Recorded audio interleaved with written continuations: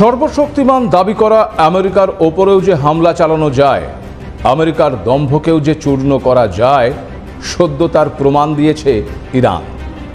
অন্যদিকে চীনের মতো শক্তিশালী দেশের তৈরি ডিফেন্স সিস্টেমকেও যে চ্যালেঞ্জ জানানো যায়, তার প্রমাণ দিয়েছে ভারতের অপারেশন সিঁদুর।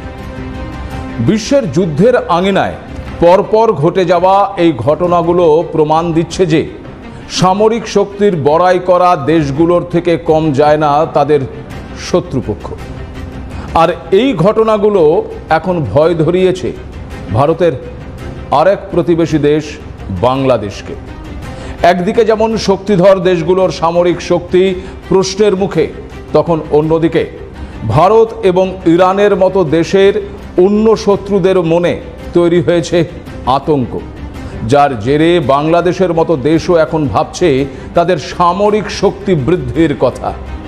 তবে কি ভারতের অপারেশন সিঁদুর আর ইরানের তরফে আমেরিকার সৈন্য ঘাঁটিতে হামলা বদলে দিল বিশ্বের সামরিক শক্তিধর দেশের সংঘাটি? আন্তর্জাতিক স্তরে কি তবে পরিবর্তন আসতে চলেছে? পরপর ঘটে যাওয়া এই একাধিক ঘটনাগুলোকে যদি এক সুতোতে বাঁধা যায়, তাহলে এক নয় একাধিক প্রশ্ন ভীষণভাবেই জোরালো হচ্ছে। আজ এই বিষয়টি একটি বিস্তারিত তথ্য তুলে ধরে আপনাদেরকে বোঝাবার চেষ্টা করব কিভাবে ভাবনাগুলো বদলে যাচ্ছে, বদলে যাবে আপনাদের ভাবনাও। আপনারা দেখতে শুরু করেছেন এডিটরস টাইম। আমি ভাস্কর দত্ত আপনাদেরকে স্বাগত জানাই আরও একটি এপিসোডে। ইরানের তরফে কাতার ও ইরাকে অবস্থিত মার্কিন সেনাঘাঁটিতে হামলা চালানোর পর মনে করা হয়েছিল এবার বোধহয় আমেরিকার তরফে ইরানে আরও বড় ধরনের কোনো হামলা চালানো হবে। কিন্তু হামলা তো দূরস্থ, বরং তড়িঘড়ি যুদ্ধবিরতির কথা ঘোষণা করেছেন মার্কিন প্রেসিডেন্ট ডোনাল্ড ট্রাম্প। তবে ইসরায়েল এবং ইরান যুদ্ধ যে আপাত বিরতি তা বলাই যায়। তার কারণ এই বিরতি একটা সাময়িক বিরতি বলেই মনে করা হচ্ছে। কারণ যে ট্রাম্প এই যুদ্ধবিরতির কথা ঘোষণা করেছেন, সেই ট্রাম্পই আবার বুধবার জানিয়েছেন ইসরায়েল এবং ইরান ক্লান্ত, কিন্তু দুই দেশের মধ্যে সংঘাত আবার শুরু হতে পারে। ট্রাম্প সংবাদ সংস্থা রয়টার্সকে জানিয়েছে, আমি উভয়ের সঙ্গেই মোকাবেলা করেছি এবং তারা উভয়ই ক্লান্ত। এবং এটা কি আবার শুরু হতে পারে? এ প্রশ্নের উত্তরে তিনি পরিষ্কার জানাচ্ছেন, আমার মনে হয় কোনো একদিন এটি হতে পারে, সম্ভবত এটি শীঘ্রই শুরু হতে পারে, এমন মন্তব্যও করেছেন ডোনাল্ড ট্রাম্প। স্বাভাবিকভাবেই ইরান ইসরায়েলের এই যুদ্ধবিরতি যে সাময়িক তা বলাই যায়। তবে ইরান ও ইসরায়েল এই দুদেশই এখন তাদের ক্ষয়ক্ষতির মূল্যায়নে ব্যস্ত, যা নিয়ে আবার ধোঁয়াশাও তৈরি হয়েছে। তার কারণ ডোনাল্ড ট্রাম্প দাবি করেছেন মার্কিন হামলায় ইরানের পারমাণবিক কেন্দ্রগুলো ধ্বংস হয়েছে এবং দেশটি তার এই পারমাণবিক কর্মসূচি কয়েক বছর পিছিয়ে গেছে। তবে এর আগে মার্কিন গোয়েন্দা সংস্থার একটি প্রতিবেদনে বলা হয়েছিল আমেরিকার বিমান হামলায় তেহরানের পারমাণবিক কর্মসূচি মাত্র কয়েক মাস বিলম্বিত হয়েছে। প্রশ্ন এটাও যে যদি সত্যি ইরানের পারমাণবিক ক্ষেত্রগুলো ধ্বংস হয়ে গিয়ে থাকে, তবে কোথায় গেল ওই 400 কেজি ইউরেনিয়াম? তার কোনো তথ্য বা দাবি এখনো পর্যন্ত আমেরিকা দেয়নি বা করেওনি। অন্যদিকে ইসরায়েলের তরফে বলা হয়েছে ক্ষতির সম্পূর্ণ মূল্যায়ন এখনো করা সম্ভব হয়নি। এদিকে ইরানের 3টি পারমাণবিক ক্ষেত্রে বিমান হামলার উদ্দেশ্য অর্জন নিয়ে প্রশ্ন ওঠায় মার্কিন সিনেটদের জাতীয় নিরাপত্তা কর্মকর্তাদের সঙ্গে বৈঠকেও বসেছেন ট্রাম্প। ইরানের বিরুদ্ধে আরও কোনো সামরিক পদক্ষেপ নেওয়ার আগে ট্রাম্পকে কংগ্রেসের অনুমোদন নেওয়ার কথা উঠে এসেছে। সব মিলিয়ে ইরান ইসরায়েলের যুদ্ধপর্বে আমেরিকার ভূমিকা নিয়ে শুধু বিশ্বের অন্য দেশগুলোতে নয়, খোদ আমেরিকার অভ্যন্তরেও প্রশ্ন উঠতে শুরু করেছে। বিশেষ করে ইরানের তরফে ইরাক এবং কাতারে অবস্থিত মার্কিন সেনা ঘাঁটিতে হামলা কেন প্রতিরোধ করা গেল না তা নিয়ে প্রশ্নের মুখে খোদ মার্কিন প্রেসিডেন্ট, প্রশ্নের মুখে মার্কিন ডিফেন্স সিস্টেমও। ঠিক যেমন ভারতের তরফে অপারেশন সিঁদুরের পর পাকিস্তানে অবস্থিত চীনের ডিফেন্স সিস্টেম নিয়ে প্রশ্ন উঠেছিল। অপারেশন সিঁদুরে ভারতের তরফে বিশেষ করে যে ব্রহ্মোস ক্ষেপণাস্ত্র ব্যবহার করা হয় তা পাকিস্তানের বিমান প্রতিরক্ষা ব্যবস্থাকে সহজেই ভেদ করতে সক্ষম হয়েছিল। চীনের তৈরি বিমান প্রতিরক্ষা ব্যবস্থা যেমন HQ-9 ভারতীয় ক্ষেপণাস্ত্র এবং বিমান হামলা রুখতে যে সম্পূর্ণ ব্যর্থ হয়েছিল তার বলার অপেক্ষা রাখে না। চীনের তৈরি LY-80, HQ-9P, FN-6 এবং PL-15 সিস্টেম সহ পাকিস্তানের বিমান প্রতিরক্ষা নেটওয়ার্ককে নিষ্ক্রিয় করে দেয় ভারতীয় সেনাবাহিনী। এই ঘটনা একদিকে যেমন ভারতীয় প্রতিরক্ষা সিস্টেমের সফলতাকে সামনে নিয়ে এসেছে, ঠিক তেমন অন্যদিকে আন্তর্জাতিক অস্ত্র সরবরাহকারী হিসেবে চীনের ভাবমূর্তিকেও ক্ষতিগ্রস্ত করেছে। এবার সেই চীনের মাটিতে দাঁড়িয়ে নাম না করে পাকিস্তান এবং চীন এই জুটিকে কড়া বার্তা দিয়েছেন ভারতের প্রতিরক্ষা মন্ত্রী রাজনাথ সিং। বিবৃতিতে বালুচিস্তানকে জায়গা দেওয়া হলেও পেহেলগাঁওয়ের বিষয়ে উল্লেখ নেই বলে সম্মেলনে পেশ হওয়া যৌথ বিবৃতিতে স্বাক্ষর করতে আপত্তি প্রকাশ করেছেন রাজনাথ সিং। অন্যদিকে আরও একটি তথ্য সামনে এসেছে, তা হলো ভারত এবার পাকিস্তানের পারমাণবিক ঘাঁটি ধ্বংসের পরিকল্পনা করতে পারে। সূত্র মারফত এ খবর পাওয়া গেছে, যার কারণে আবার পাকিস্তানও নাকি জরুরি বৈঠক করেছে। আর ভারতের এই অবস্থানই সবচেয়ে ভয় ধরিয়েছে বাংলাদেশের বুকে। হাসিনার পরবর্তী সময়ে যেভাবে বাংলাদেশ জুড়ে ভারত বিরোধিতা শুরু হয়েছে, তাতে বাংলাদেশ যে আর ভারতের বন্ধু দেশ এমনটা বলা যায় না, বরং বাংলাদেশের বুকে ভারত বিরোধী চক্রান্তের প্রমাণ মিলেছে বাংলাদেশের একাধিক মৌলবাদী নেতার বক্তব্যে এবং সেখানকার ব্যক্তিদের কর্মকাণ্ডে।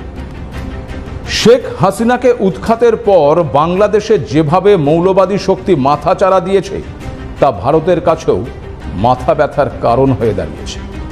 সন্ত্রাসবাদকে আশ্রয় দেওয়ার জন্য যে পাকিস্তানের বিরুদ্ধে এতদিন সরব এবং সোচ্চার হয়ে এসেছে ভারত, এখন সেই সন্ত্রাসবাদকে আশ্রয় দিচ্ছে বাংলাদেশও। পাকিস্তানের সাথে নতুন করে বাংলাদেশের সখ্যতা সেই আশঙ্কাকে বাড়িয়ে দিয়েছে কয়েক গুণ। কারণ এর আগে বাংলাদেশের মাটিকে ব্যবহার করে পাকিস্তানের তরফে এই ভারতে সন্ত্রাসবাদ ছড়িয়ে দেওয়া হয়েছিল, তার এক নয় একাধিক উদাহরণ রয়েছে। আর সেই ঘটনার পুনরাবৃত্তির আশঙ্কা তাই উড়িয়ে দেওয়া যাচ্ছে না। কিন্তু যে বাংলাদেশ ভারতের বিরুদ্ধে হুঙ্কার দিচ্ছিল, সেই বাংলাদেশ পাকিস্তানের বিরুদ্ধে ভারতের অপারেশন সিঁদুরের পর এখন যেন থরথর করে কাঁপছে। ভারতের হামলায় নাস্তানাবুদ হয়েছে পাকিস্তান। এবার ভারত যদি বাংলাদেশের উপর হামলা চালায়, তবে তাদের কি অবস্থা হবে তা বাংলাদেশের সাধারণ মানুষ খুব ভালো করেই বুঝতে পারছেন বাংলাদেশের বর্তমান প্রধান উপদেষ্টা মোহাম্মদ ইউনূসও, যিনি নিজেকে এই মুহূর্তে বাংলাদেশের নয়া মসিহা বলে মনে করা শুরু করেছেন। গদিতে বসার পরেই একের পর এক তার বিরুদ্ধে যে মামলাগুলো ছিল, শ্রম আইন লঙ্ঘন, গ্রামীণ টেলিকমের শ্রমিক কর্মচারীদের কল্যাণ তহবিলের 25 কোটি 22 লক্ষ টাকা আত্মসাতের অভিযোগ, এসব মামলা থেকেই বেকসুর খালাস পেয়েছেন মোহাম্মদ ইউনূস। কিন্তু কিভাবে তা সম্ভব হয়েছে তা বাংলাদেশের মানুষ ভালো করেই জানেন। এবার কি তবে ভারতের সাথে যুদ্ধ করতে চাইছেন মোহাম্মদ ইউনূস? আর্থিকভাবে দেউলিয়া হয়ে যাওয়া একটি দেশ কেন তবে অস্ত্র কেনার তোড়জোড় শুরু করেছে। ভারতের অপারেশন সিঁদুরে কি তবে সিঁদুরে মেঘ দেখছেন বাংলাদেশের এই উপদেষ্টা? অপারেশন সিঁদুর, ভারতীয় সেনাবাহিনীর পরাক্রমে পাকিস্তান শুধু বিধ্বস্তই হয়নি, বরং চীনের তৈরি প্রতিরক্ষা ব্যবস্থাও প্রশ্নের মুখে। এই পরিস্থিতিতে ভারত যদি বাংলাদেশের উপর হামলা চালায় তবে তা কি হবে তা আঁচ করতে কি আর বাকি আছে? আর সেটা আঁচ করেই বোধহয় এখন আর ঘুমোতে যেতে পারছেন না মোহাম্মদ ইউনূস। চীনা পণ্যের ওপর কি আর ভরসা করতে পারছে না বাংলাদেশ? তাই কি চীনের মতো ঐতিহ্যবাহী অংশীদারের বাইরে এখন নতুন বন্ধু খুঁজছে তারা? চীনের প্রতিরক্ষা ব্যবস্থা নিয়ে যে ভারতের হামলা আটকানো যাবে না তা বুঝতে পেরেই কি তবে এবার যুক্তরাজ্যের সঙ্গে গাঁটছড়া বাঁধার চেষ্টা করছেন ইউনূস? বাংলাদেশের সামরিক গোয়েন্দা সূত্রে খবর, বাংলাদেশের একটি উচ্চ পর্যায়ের সামরিক প্রতিনিধি দল সোমবার একটি গুরুত্বপূর্ণ আন্তর্জাতিক প্রতিরক্ষা সম্মেলনে যোগ দিতে যুক্তরাজ্যে অর্থাৎ ইউকেতে পৌঁছেছে। প্রতিনিধি দলের নেতৃত্বে রয়েছেন রংপুরের এরিয়া কমান্ডার এবং 66 পদাতিক ডিভিশনের general officer commanding major general Mohammad Kamrul Hasan. আর তার সঙ্গে রয়েছেন বাংলাদেশ সেনাবাহিনী ও বিমান বাহিনীর 6 জন উচ্চপদস্থ আধিকারিক। দলটি 23 জুন থেকে 26 জুন লন্ডনে অনুষ্ঠিত 19তম ফুল স্পেকট্রাম এয়ার ডিফেন্স সামিটে যোগ দিয়েছে। এই শীর্ষ সম্মেলনের লক্ষ্য দেশের আভ্যন্তরীণ প্রতিরক্ষা ক্ষমতা বৃদ্ধি করা এবং বিমান ও ক্ষেপণাস্ত্র প্রতিরক্ষার জন্য উন্নত সমাধানের খোঁজ করা। ইউনূস চাইছেন বাংলাদেশের বিমান প্রতিরক্ষা ব্যবস্থাকে আরও শক্তিশালী করে তুলতে। প্রশ্ন হচ্ছে কেন? কোনো একটি দেশ তার প্রতিরক্ষা ব্যবস্থাকে শক্তিশালী করবে এতে কোনো প্রশ্ন থাকতে পারে না, কিন্তু যে দেশটি আর্থিকভাবে অত্যন্ত খারাপ অবস্থায় পৌঁছেছে, যে দেশটির একের পর এক শিল্প বন্ধের মুখে, মুখ থুবড়ে পড়েছে টেক্সটাইল সেক্টর, হু হু করে যে দেশে বাড়ছে বেকারত্বের সংখ্যা, কাজ হারাচ্ছে হাজার হাজার মানুষ, সেই সময় সেই দেশটি প্রতিরক্ষা খাতে কোটি কোটি টাকা খরচ করছে কেন? কোনো শত্রুপক্ষ বাংলাদেশে আক্রমণ চালাতে পারে এমন আশঙ্কার কথাও তো শোনা যাচ্ছে না। তখন কেন যুক্তরাজ্যের সাথে কোটি কোটি টাকার সামরিক চুক্তি স্বাক্ষর করতে চাইছে বাংলাদেশ? তবে কি ভারতের অপারেশন সিঁদুর ভয় ধরিয়ে দিয়েছে বাংলাদেশের মনে? পাকিস্তানে অবস্থিত 9টি জঙ্গি ঘাঁটি এবং পাকিস্তানের বিমান ঘাঁটিতে হামলা চালিয়েছে ভারতীয় সেনাবাহিনী। একটি হামলাও প্রতিহত করতে পারেনি পাকিস্তান। তার ফলে বাংলাদেশ তার বিমান প্রতিরক্ষা সম্পর্কে সতর্ক হয়ে উঠেছে। অন্যান্য দেশের সাথে সহযোগিতার মাধ্যমে বাংলাদেশ তার প্রতিরক্ষা ক্ষমতাকে বৃদ্ধির চেষ্টা করছে। তাই কি ইউনূস তার প্রতিনিধি দলকে লন্ডনে পাঠিয়েছেন? কি পরিকল্পনা করছে বাংলাদেশ?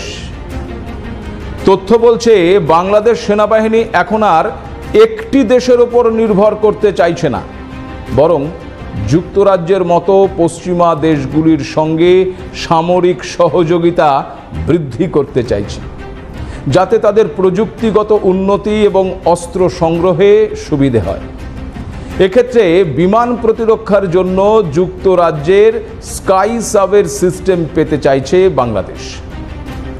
স্কাইসাবের হলো ব্রিটেনের তৈরি একটি মাঝারি পাল্লার স্থলভিত্তিক মোবাইল বিমান প্রতিরক্ষা ব্যবস্থা।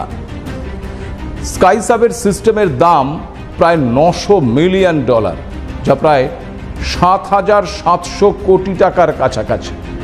এই সিস্টেমটি যুদ্ধ বিমান, হেলিকপ্টার, দ্রোন বা মিসাইল হানা মোকাবেলা করতে সক্ষম। ন্যাটোর পূর্বাঞ্চলীয় সীমান্ত সুরক্ষিত করতে এই সিস্টেমটি ফকল্যান্ড দ্বীপপুঞ্জ এবং পোল্যান্ডে মোতায়েন করা আছে। এক্ষেত্রে বলা ভালো যে বাংলাদেশের সঙ্গে যুক্তরাজ্যের প্রতিরক্ষা অংশীদারিত্ব আগে থেকেই রয়েছে, যার প্রেক্ষিতে বাংলাদেশকে প্রতিরক্ষা ক্ষেত্রে প্রশিক্ষণ, সামরিক সহায়তা এবং সাহায্য প্রদান করে থাকে যুক্তরাজ্য। তবে সম্প্রতি এই সম্পর্কের খাতিরে যুক্তরাজ্য থেকে বাংলাদেশে অস্ত্র রপ্তানি বৃদ্ধি পেয়েছে। বর্তমানে যুদ্ধের ছবিটা যে ধরা পড়েছে তা ভারতের অপারেশন সিঁদুরই হোক কিংবা রাশিয়া ইউক্রেন অথবা ইরান ইসরায়েল, সব যুদ্ধেই যে বিমান প্রতিরক্ষা ব্যবস্থা অত্যন্ত গুরুত্বপূর্ণ হয়ে উঠেছে তা প্রমাণিত। বিমানের পাশাপাশি ড্রোনও এখন যুদ্ধের একটি গুরুত্বপূর্ণ হাতিয়ার হয়ে দাঁড়িয়েছে। সে কারণে আকাশপথে এই হামলা প্রতিহত করতে বিমান প্রতিরক্ষা নেটওয়ার্ককে গুরুত্ব দিতেই হবে যে কোনো দেশকে।